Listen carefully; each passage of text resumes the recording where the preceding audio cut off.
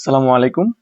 এখন আমি দেখাবো কিভাবে ঢাকা সেন্ট্রাল ইউনিভার্সিটির সাবজেক্ট চয়েস দিবেন। শুরুতে আপনারা এখানে গিয়ে ঢাকা সেন্ট্রাল ইউনিভার্সিটি লিখে সার্চ করবেন। করার পরে আপনি এই যে প্রথম যেটা আসবে, যে এই যে ঢাকা ডিসিইউ অ্যাডমিশন অর্গ, এটাতে যাবেন। যাওয়ার পরে এখানে আপনি লগ ইন করবেন। আপনাকে লগ ইন আশা করতেছি আমি শিখাতে হবে না। ঠিক আছে, আপনি এখানে অ্যাপ্লিকেন্ট লগ ইন দিবেন। লগ ইন দেওয়ার পরে নর্মালি লগ ইন করবেন, কেমন? তো লগ ইন করার পরে আপনি এই যে এখানে যখন আসবেন, দেখেন এখানে একটা কথা আছে যে চুজ ইউর প্রিফার্ড কলেজ এবং সাবজেক্ট।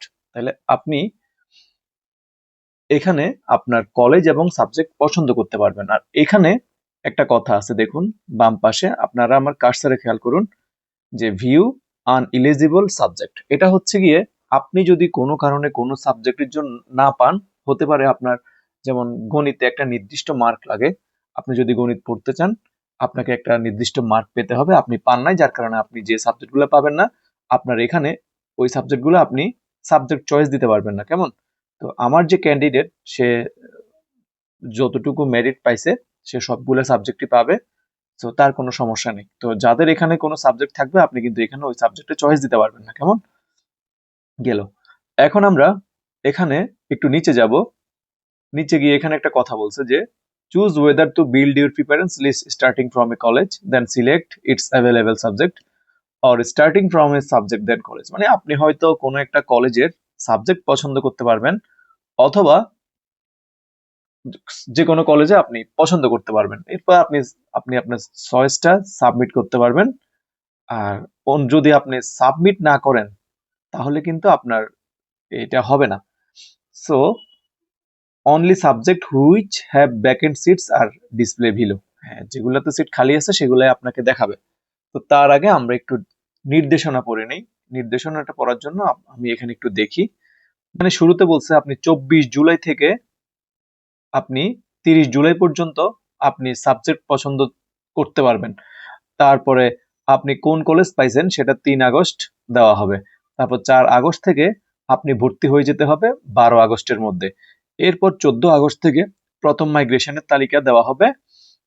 তারপরে 15 আগস্ট থেকে 29 আগস্ট পর্যন্ত আপনি এই মাইগ্রেশনের ফলে আপনার ভর্তি ফি পরিবর্তন হতে পারে, ওইটাও এখানে দেওয়া লাগবে। তারপর সেকেন্ড মাইগ্রেশন হবে 20 আগস্ট।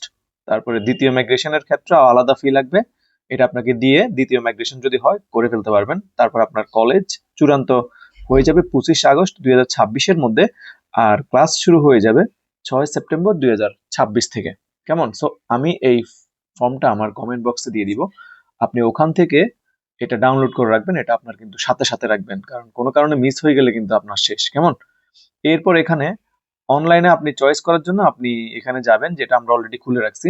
তারপর এখানে বলছে মনোনীত কলেজ সমূহ দিবেন। কলেজ সমূহ দেওয়ার পরে আপনাকে এই যে এখানে উপরে বলা আছে যে এই কলেজ ফি, ভর্তির ফি কবে দিবেন, 4 আগস্ট থেকে 12 আগস্টের মধ্যে আপনাকে ভর্তি ফি দিয়ে দিতে হবে। আর সেই ভর্তি ফিটা কত, যে কলেজ এবং বিষয় এবং কলেজ নাম সহ যখন আপনি পাবেন তখন সোনালী বিল পেমেন্ট সিস্টেমের মাধ্যমে আপনি এই যে অনলাইনের মাধ্যমে 6,500 টাকা দিয়ে আপনার ভর্তিটা নিশ্চিত করতে হবে। নিশ্চিত করার পর আপনার মেরিট যদি প্রথমে হয়, আপনি যদি আপনার যেটা পছন্দ সেটাই পেয়ে যান, তাহলে আপনার আর কোনো মাইগ্রেশনের দরকার নাই, আপনি আপনার মাইগ্রেশন অফ করে দিবেন। ঠিক আছে? অথবা আসন যদি আপনি আপনার পছন্দের সাবজেক্ট পেয়ে গেছেন কিন্তু তারপরও মাইগ্রেশন মানে চালু থাকলো, তাহলে কিন্তু আপনার অটো মাইগ্রেশন হয়ে যাবে। ঠিক আছে, স্বয়ংক্রিয়ভাবে। আর আপনি যদি ভর্তি না হন তাইলে কিন্তু আপনি আর ভর্তি হতে পারবেন না। ঠিক আছে?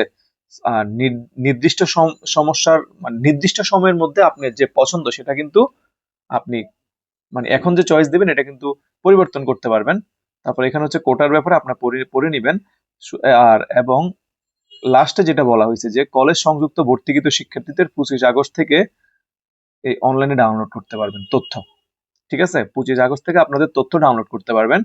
তারপর হচ্ছে এই আপনি এই যে এটা কিন্তু খুবই ইম্পর্টেন্ট জিনিস, যে 10 নাম্বার, যে অফিসে 26 আগস্ট 31 আগস্টের মধ্যে আপনি নিচের কাগজগুলো আপনাকে জমা দিতে হবে, কেমন? আর এই কাগজগুলো কি কি? এই যে মূল নম্বরপত্র যেটা রেজিস্ট্রেশন কার্ড, আর নম্বরপত্রের সত্যায়িত কপি, এটা আপনি এখন থেকে একজন প্রথম শ্রেণীর অথবা বিসিএস কর্মকর্তার মাধ্যমে সত্যায়িত করে ফেলবেন। তারপর হচ্ছে আপনার সর্বশেষ যে শিক্ষা প্রতিষ্ঠান, এটা অবশ্যই আপনার কলেজ, সেখান থেকে আপনার প্রধান শিক্ষক থেকে একটা প্রশংসাপত্র নিয়ে আসবেন।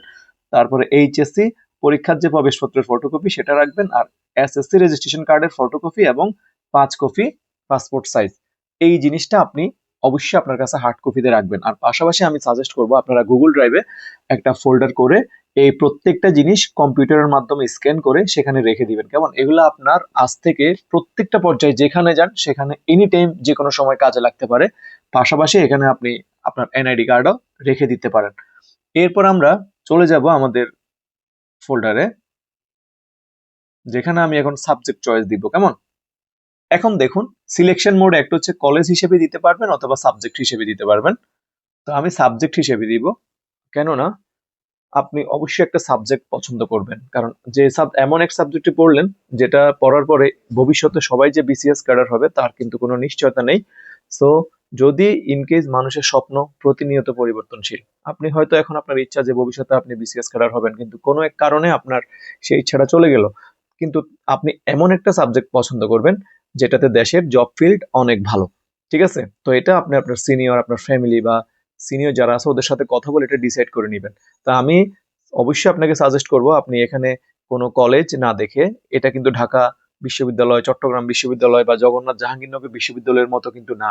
এখানে আপনি যে কলেজেই পড়েন আপনার কিন্তু সার্টিফিকেটের রেজাল্ট একটাই থাকবে, ঢাকা সেন্ট্রাল ইউনিভার্সিটি। তো আমি অবশ্যই আপনাদেরকে রেকমেন্ড করব আপনারা একটা ভালো সাবজেক্ট পছন্দ করবেন, যাতে আপনি এটা থেকে যখন গ্রাজুয়েশন করে বের হবেন তাহলে আপনি দেশে প্রাইভেটে ভালো জব করতে পারেন, অথবা বিদেশ যাওয়ার ক্ষেত্রে আপনার অপরচুনিটি তৈরি হয়, আর দেশে ভালো কাজ করার সুযোগ থাকে। ঠিক আছে, তো সেক্ষেত্রে কেমিস্ট্রি হতে পারে প্রথম চয়েস, তারপরে ম্যাথমেটিক্স, তারপরে এই বাকি যেগুলো আছে এগুলো কিন্তু মানে অনেকটা পড়া কঠিন, এগুলো আপনারা সিনিয়রদেরকে জিজ্ঞেস করে নেবেন। তাহলে আমি এখন সাবজেক্ট দেওয়ার ক্ষেত্রে আমি শুরুতেই কেমিস্ট্রি দিব, কেমিস্ট্রি দিয়ে আমার পছন্দের কলেজ হচ্ছে ঢাকা কলেজ। আমি এখানে অ্যাডে যখন দিয়ে দিব আমার এটা কিন্তু নিচে চলে গেছে, দেখুন ঢাকা কলেজে কেমিস্ট্রি। সেকেন্ডলি আমি আবারও কেমিস্ট্রি দিব, এটা হচ্ছে যে নেক্সট কলেজ হচ্ছে তিতুমির কলেজে দিলাম।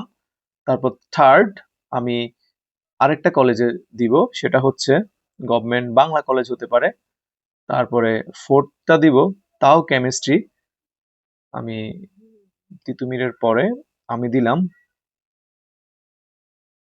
এভাবে করে আপনি আপনার সবগুলো পছন্দ দিয়ে সবগুলো দিয়ে দিবেন। আমি আর সবগুলো দেখালাম না, দিয়ে কিন্তু একদম শেষে কিন্তু আপনি সাবমিট দিতে হবে, কিন্তু আমার এখানে সাবমিটটা দেখাচ্ছে না, দেখুন, কারণ আপনাকে মাস্ট মিনিমাম 20টা চয়েস দিতেই হবে। তো 20টা চয়েস যদি আপনি না দেন তাহলে আপনি সাবমিট করতে পারবেন না। আর আপনার যদি কোটা থাকে, আর ওই কোটা এখানে সিলেক্ট করে দিবেন। আর অবশ্যই কোটার ক্ষেত্রে আপনাকে আপনার হার্ড কপি বা রিলেভেন্ট কপিগুলো এখানে দিতে হবে, কেমন? তো আমি যদি এখানে এটা একটু ফিল আপ করে দেই, তাহলে কেমিস্ট্রি, নেক্সট হচ্ছে শহীদ সোহরাওয়ার্দী কলেজ, তারপর আবারও কেমিস্ট্রি, সেটা হচ্ছে লাস্ট কাজী নজরুল দিলাম। এরপর আমি সাবজেক্টটা চেঞ্জ করি, এটা আমি দিলাম নেক্সট সাবজেক্ট, যদি ইজি একটা সাবজেক্ট দেই সেটা হচ্ছে গিয়ে ফিজিক্স। ফিজিক্স ইজি না আসলে, বাট পছন্দ আর কি, কেমন? ফিজিক্স দিলাম। তো ফিজিক্সের ক্ষেত্রে কলেজ ঢাকা কলেজ, তারপর এভাবে করে আপনি নেক্সট প্রত্যেকটা ঢাকা কলেজেই দেন। ফিজিক্সের পরে আসতে পারে স্ট্যাটিস্টিক্স। আপনি চাইলে এখানে সাবজেক্টও চেঞ্জ করে ফেলতে পারবেন, মানে আপনার এসএসসি তে আপনি সায়েন্সে থাকলে ওখানে আপনি এসে কিন্তু সোশ্যাল ওয়ার্ক, সোসিওলজি, তারপরে আরো ম্যানেজমেন্ট, মানে আর্টসের সাবজেক্টও নিতে পারবেন, আবার আপনি বিবি এর সাবজেক্টও নিতে পারবেন। ঠিক আছে, জিওলজি।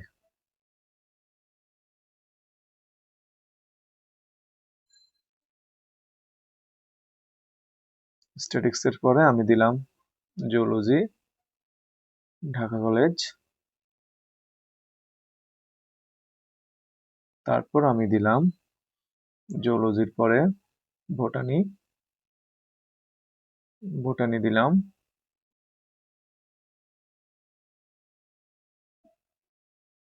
বোটানির পরে আমি ঢাকা কলেজে বাকি সবগুলো ঢাকা কলেজে দিয়ে দিব। বোটানির পরে soil science, soil science Dhaka কলেজে নাই, এটা শুধুমাত্র গভর্নমেন্ট বাংলা কলেজে আছে। সয়েল সায়েন্স আমি আপাতত ইগনোর করব।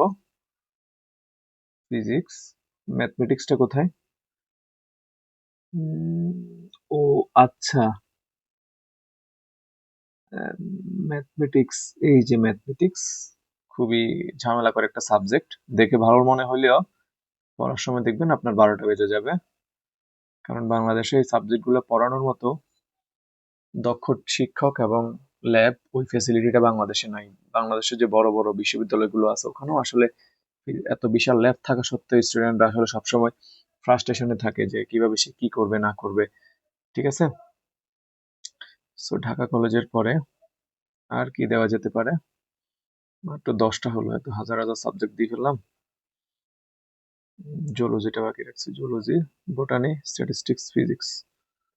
তাহলে নেক্সট সেম সাবজেক্ট গুলো আমি হিস্ট্রি, জিওগ্রাফি, জিওগ্রাফি কোথায় আছে? জিওগ্রাফি ঢাকা কলেজে নাই, ঢাকা কলেজে আছে তো জিওগ্রাফি, জিওগ্রাফি দিলাম।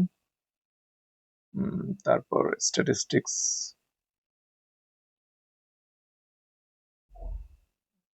তারপর আমি দিলাম আবারও বোটানি দিলাম। এটা কিন্তু একটা নমুনা, কেমন? আমি প্রথম কেমিস্ট্রি বা প্রথম 5-10টা সাবজেক্ট আমি সিরিয়াসলি দিলাম, আর বাকিটা আমাকে দিতে হবে তাই আমি দিচ্ছি। সো আপনি অবশ্যই আপনার ফ্যামিলি বা কারোর সাথে কথা বলে আপনি এটা সিলেক্ট করে নেবেন, এটা আমার উপর ডিপেন্ডেন্ট থাকবেন না। আর অবশ্যই একটা সাবজেক্ট নিতে গেলে দেশে যেন জব ফিল থাকে এটার উপর ভিত্তি করে আপনার সাবজেক্টগুলো পছন্দ করবেন, নয়তো আপনি যদি বিশ্ববিদ্যালয়ে ভর্তি হয়ে যান তখন দেখবেন যে আপনার প্রতিনিয়ত রিগ্রেট ফিল করা লাগবে যে কেন আমি আসলে এটা ভর্তি হলাম, এটা আমার আগ্রহ কাজ করতেছে না। তখন দেখবেন আপনার রেজাল্ট খারাপ হয়ে যাবে, আর একাডেমিক্যালি রেজাল্টটা খুবই জরুরি, কেমন? তো আশা করছি আপনারা বুঝতে পারছেন। সব জিনিস শেষ করে এখানে সাবমিট দিয়ে দিবেন, ইনশাল্লাহ কোনো সমস্যা হবে না। ঠিক আছে, আর যদি কোনো কিছু বুঝতে সমস্যা হয় কমেন্ট বক্সে আমাকে জানাবেন। আর হ্যাঁ, আমি নেক্সট একটা ভিডিও করে ডেসক্রিপশন বক্সে লিংক দিয়ে দিব যে আপনি কেন সাবজেক্টগুলা পছন্দ করবেন, আপনি কিভাবে আপনাকে আপনার সাবজেক্ট পছন্দ করা উচিত, যাতে আপনি ভবিষ্যতে দেশ কিংবা বিদেশ অথবা বিসিএস যে কোনো দিকে যান আপনার একটা গতি হতে পারে, অথবা আপনার সাবজেক্টের একটা ভ্যালু থাকতে পারে। আপনি মন চাইলেও আপনি একটা সাবজেক্ট নিয়ে নিলেন, পরে ভবিষ্যতে বের হয়ে দেখলেন যে বিসিএস ক্যাডারও হলেন না, আবার দেশে কোনো জব ফিল্ডও নাই, তখন আপনি কিন্তু হতাশায় পড়বেন। তো আমি চাই আপনারা এই জিনিসটার সম্পর্কে একটা সুন্দর একটা পরামর্শ পান। আমি আমার নেক্সট ভিডিওতে দিচ্ছি, আপনারা অবশ্যই ডিসক্রিপশন চেক করবেন। একটু সময় লাগবে আসতে, চলে আসবে। সালামু আলাইকুম রহমতুল্লাহ।